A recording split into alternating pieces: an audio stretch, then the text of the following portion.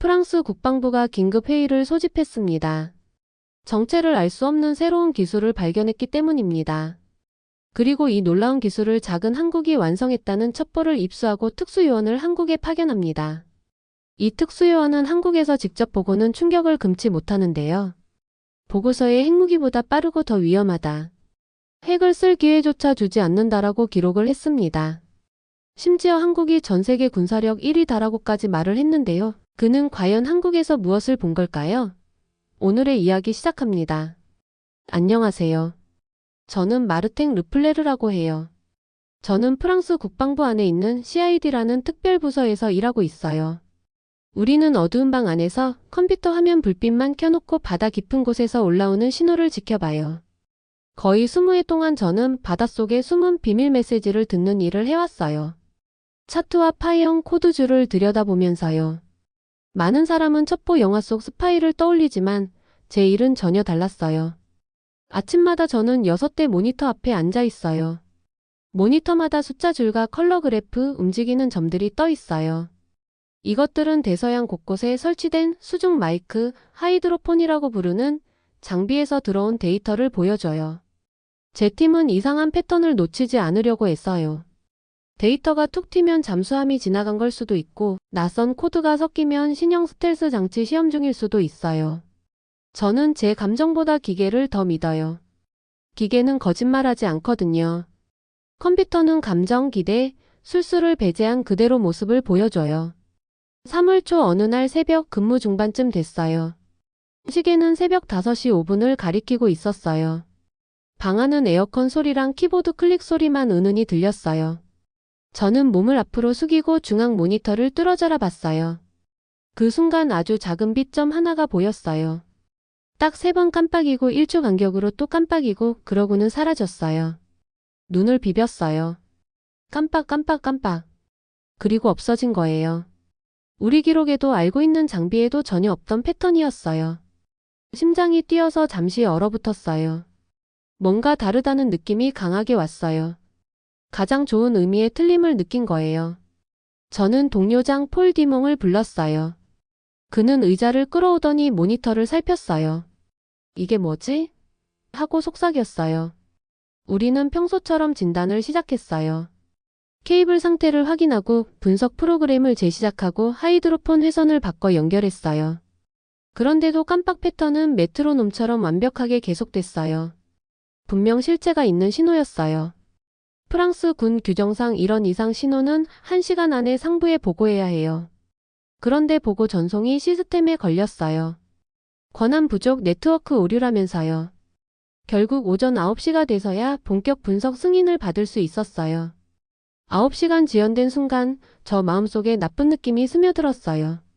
단순 컴퓨터 오류일까 아니면 누군가 이 신호를 숨기려 한 걸까? 저는 누가 이런 신호를 보냈을지 생각했어요. 머릿속에 먼저 중국이 떠올랐어요. 중국은 잠수함도 많고 드론 기술도 선두 그룹이니까요. 하지만 고개를 저었어요. 중국 기술은 힘과 양으로 승부하는 경향이 있어요. 이번 깜빡깜빡 패턴은 너무 조용하고 너무 정교했어요. 그리고 떠오른 다른 생각이 한국일까? 였어요. 하지만 한국은 핵잠수함도 없고 친구 나라들 도움을 많이 받으니까. 고급 스텔스 기술을 혼자 개발했을 리 없었어요. 그 생각이 왜 떠올랐나 자조하면서 눈을 굴렸어요.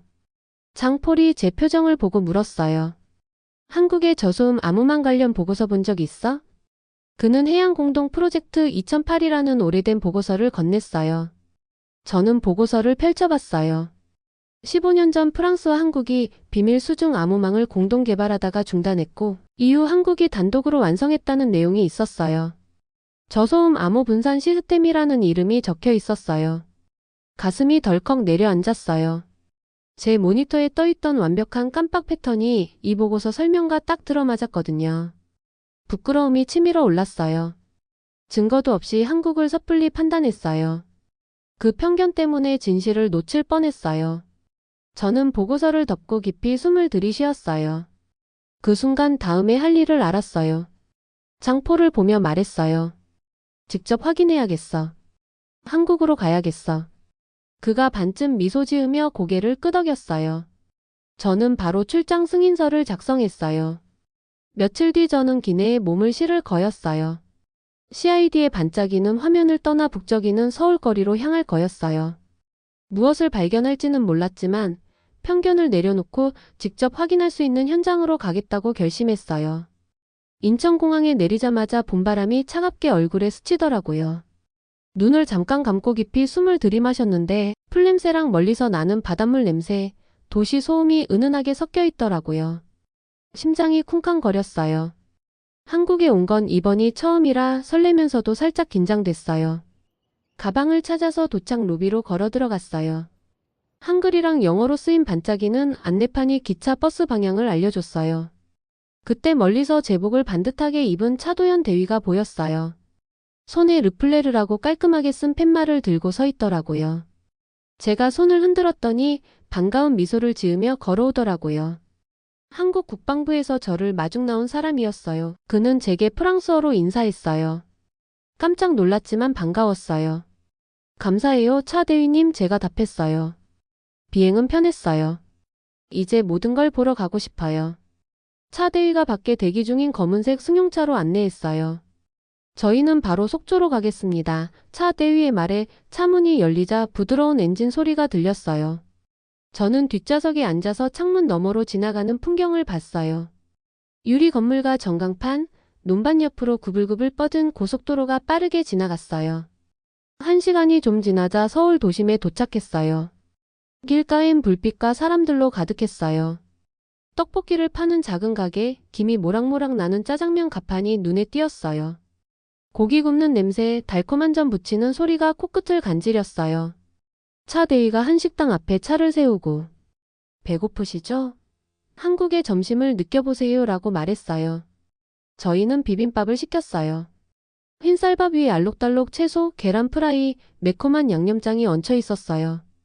첫 숟갈을 떠 넣는 순간 눈이 확 커졌어요. 아삭한 당근, 시원한 시금치, 부드러운 밥알, 그리고 혀를 톡 쏘는 매콤함이 조화로웠어요. 어때요? 차 대위가 물었어요. 정말 대단해요. 제가 입가를 닦으며 대답했어요. 이런 맛은 처음이에요.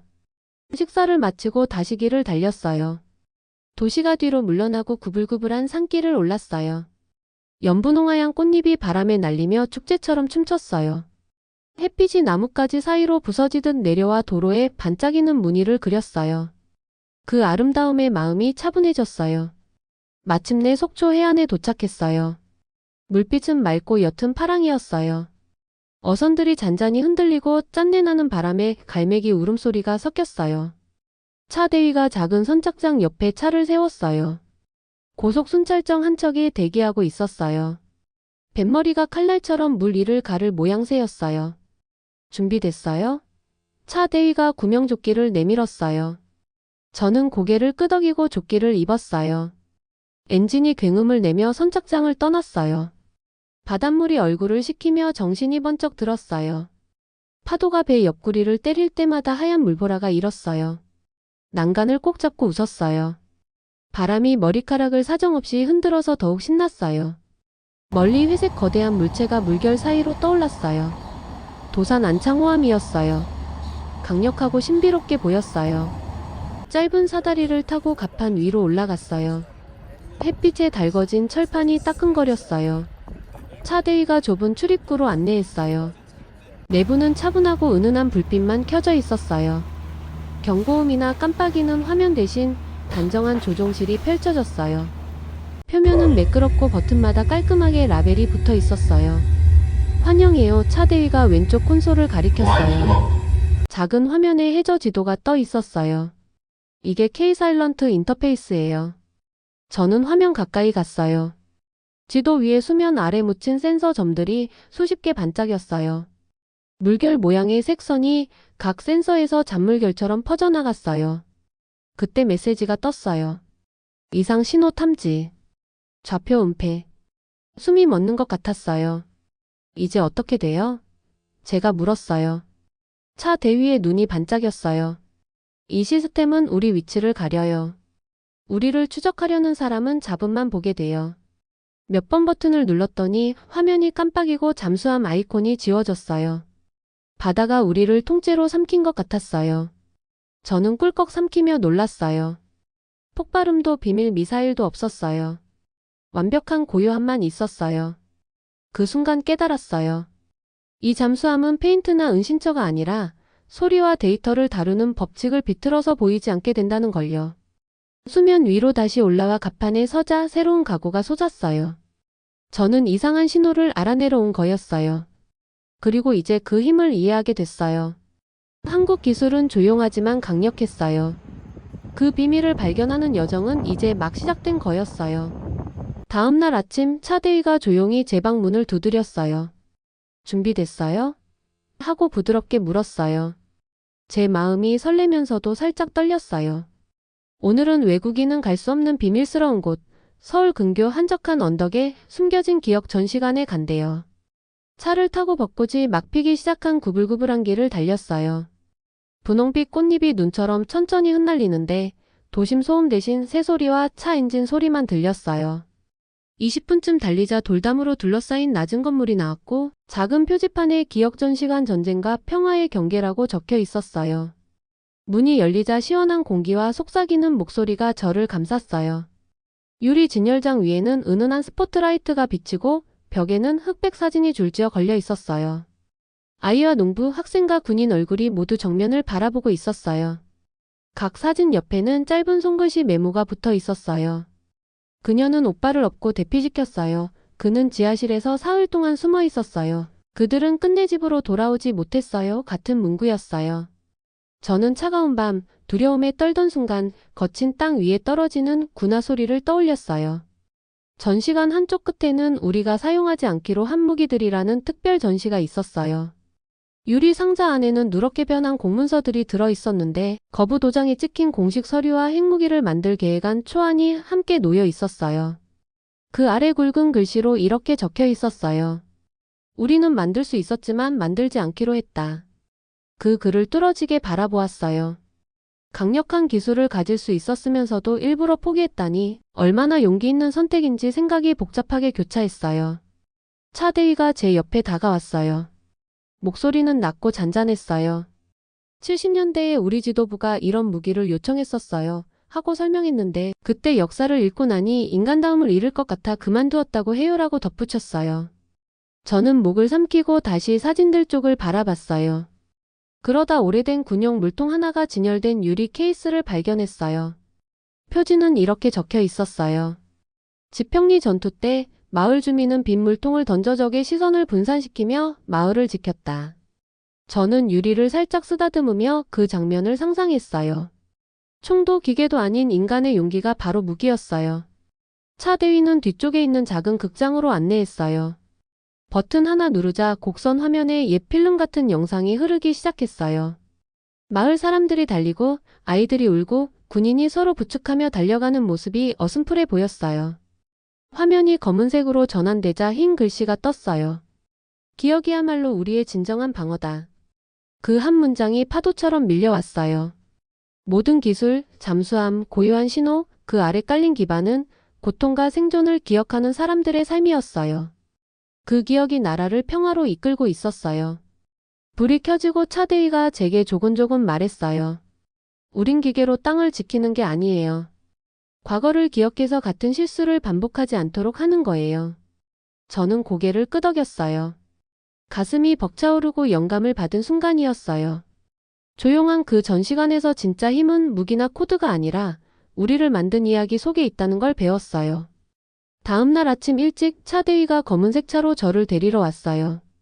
저희는 소나무와 바위가 즐비한 좁은 길을 따라 달렸어요. 1시간쯤 지나자 포장도로를 벗어나 먼지 폴폴 나는 비포장길로 접어들었어요. 표지판 하나 없이 높은 담장과 감시탑, 무거운 대문만 서 있는 곳에 다다르자 가슴이 뛰었어요. 오늘 한국 최고의 비밀 무기를 보게 될 거라는 걸 알았거든요. 대문 안으로 들어서니 넓은 자갈마당이 펼쳐졌어요. 한쪽 끝에는 잠수함과 군함, 심지어 제트 엔진 모형이 강철 틀에 얹혀 있었어요. 마치 거대한 로봇 내부처럼 곳곳에 전선과 센서가 얽혀 있었고 차대위가 저를 장교와 기술자 몇몇이 모여 있는 곳으로 데려갔어요. 얼굴은 진지하지만 눈빛이 반짝였어요. 앞줄에 있던 회색 점프수트를 입은 여성이 태블릿 화면을 톡톡 건드리며 안녕하세요, 르플레르 요원님 하고 또렷한 영어로 인사를 건네었어요. 저는 박 박사라고 해요. 지금 미가시 시연 준비가 모두 끝났어요. 그녀는 미소 지으며 옛 한국말로 보이지 않는 파도라는 뜻이에요. 오늘 핵무기 공격 신호가 시작도 하기 전에 멈추는 걸 보게 될 거예요 하고 설명했어요. 저는 제어부스 안으로 들어갔어요. 안에는 마당 곳곳에 설치된 카메라 영상이 실시간으로 뜨는 화면이 여러 개 있었어요. 한 화면엔 모형 잠수함 조종판이, 다른 화면엔 점들이 깜빡이는 레이더 스타일 디스플레이가 떴어요. 또 다른 화면에는 전력 수치와 파형이 심장박동처럼 움직이고 있었어요. 박 박사가 버튼 하나를 눌렀어요. 영상 속 모형 잠수함 옆 스피커가 웅하는 저음을 내더니 곧 뚜렷한 디지털 톤이 흘러나왔어요. 계기판 바늘이 확 올라가고 모형 잠수함의 조그만 금속 팔들이 마치 보이지 않는 명령에 복종하듯 움직이기 시작했어요. 상대방이 핵무기를 발사하기 직전이었어요. 그런데 바로 0.5초가 지나자마자 모든 게 멈췄어요. 톤이 중간에 뚝 끊기고 팔이 얼음처럼 굳었어요. 계기판도 마치 리셋 버튼을 누른 듯 다시 0을 가리켰어요. 깜빡이는 불빛도 연기도 없었어요. 오직 고요함만 남았어요. 저는 숨이 턱 막혀 어떻게 그렇게 빠르게 한 거예요? 하고 두근거리는 목소리로 물었어요. 박 박사 눈이 반짝이며 우린 명령 신호의 아주 첫 조각 몇 마이크로초 분량만 가지고 가장 먼저 들어오는 순간을 가로채요. 그 데이터에 아주 작은 변형을 주면 상대 시스템이 오류라고 생각해서 스스로 꺼지거든요. 실제 명령이 엔진이나 무기에 닿기도 전에 멈추는 거예요 하고 알려주었어요. 저는 화면을 뚫어져라 봤어요. 한 화면에는 들어오는 신호 파형이 치솟다가 마치 바위에 부딪힌 강물처럼 꺾였고 다른 화면에는 시스템 에러라는 빨간 글자가 반짝이고 있었어요. 저는 무릎이 풀리는 것 같았어요. 광활한 바다 위에 전함과 미사일이 떠올랐어요. 단 한 발의 총알도 없이 적의 무력을 무력화하는 방법이 바로 여기 있었어요. 차대위가 제 어깨를 가볍게 두드리며 전투가 시작되기 전에 끝내는 거예요 라고 말했어요. 저는 말문이 막혔어요. 철조망한 얼어붙은 모형들 사이에서 이 기술의 고요한 힘을 이해했어요. 폭발력이 중요한 게 아니었어요. 무기가 얼마나 크고 요란한지 과시하는 게 아니었어요. 단 0.5초라는 완벽한 침묵 한순간이면 적의 힘을 사라지게 할 수 있었어요. 저는 잠수함 지느러미처럼 생긴 차가운 강철을 손끝으로 쓰다듬으며 이건 핵무기보다 더 강한 무기네요. 이 정도의 군사력이면 세계 1위라고 해도 과언이 아니네요 라고 말했어요. 박 박사가 조용히 미소 지었어요. 숲길을 지나 돌아오는 길, 해가 나뭇가지 뒤로 지면서 하늘이 주황빛과 보라빛으로 물들었어요. 저는 창밖 풍경을 바라보며 오늘 본 것을 곱씹었어요. 미가시 장치는 총알과 폭탄 대신 수압과 파동을 사용했어요. 소음 없이 불꽃 없이 두려움 없이 나라를 지키는 방법이었어요. 그날 밤 호텔 방에서 노트에 세 단어를 썼어요. 침묵이 전쟁을 이길 수 있다. 책을 덮고 멀리 불빛을 바라봤어요. 내일은 프랑스로 향하는 비행기를 탈 거예요. 하지만 오늘 밤 적의 공격이 스스로 멈추는 장면은 결코 잊지 못할 거예요. 그리고 돌아가면 꼭 이 이야기를 특히 세상을 더 안전하게 만들 꿈을 꾸는 젊은이들에게 들려줘야겠다고 다짐했어요. 다음 날 새벽 한국에서의 마지막 날에 저는 해가 뜨기 전에 눈을 떴어요. 저는 노트를 챙겼는데 그림과 인용구, 아이디어들을 조심스럽게 정리했어요. 프랑스로 돌아가기 전에 오늘은 제가 배운 것을 한국의 학생들에게 나누는 날이에요. 차도연 대위가 서울의 한 중학교까지 태워다 주었어요.